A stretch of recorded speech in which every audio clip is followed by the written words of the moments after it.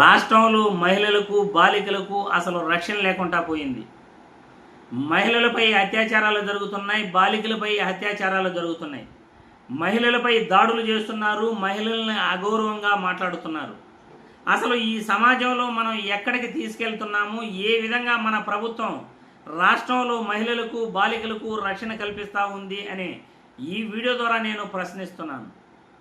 సత్యసాయి జిల్లాలో 14 మంది ఒక బాలికపై అత్యాచారం చేసిన ఘటన వింటే చాలా చాలా బాధేస్తుంది. అసలు ఆ ఘటన విన్న తర్వాత అరే మన చట్టాలపై ఒక్క రవ్వ కూడా భయం లేకుండా వీళ్ళు ఇలాంటి దుర్ఘటనలు ఇలాంటి దురాక్రమణలు చేస్తూ బాలికలపై మహిళలపై వాళ్ళు ఈ విధంగా అఘాయిత్యాలు చేస్తుంటే ఈ ప్రభుత్వాలు ఏం చేస్తున్నాయి అని నేను ఈ వీడియో ద్వారా ప్రశ్నిస్తున్నాను.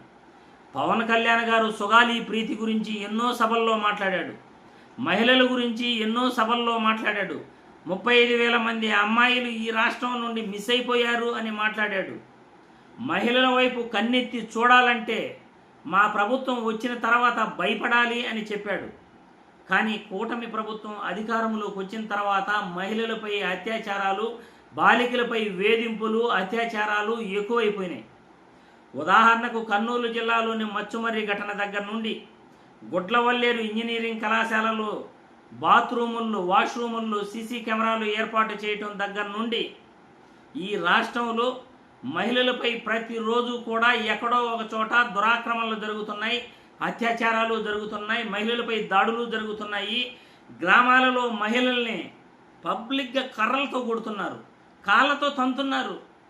అసలు మనం చట్టాలు ఏ విధంగా అమలు చేస్తున్నామో అని ఈ వీడియో ద్వారా నేను ప్రశ్నిస్తున్నాను. కూటమి ప్రభుత్వం మహిళలకు బాలికలకు రక్షణ కల్పించలేదా అని నేను ఈ వీడియో ద్వారా ప్రశ్నిస్తున్నాను.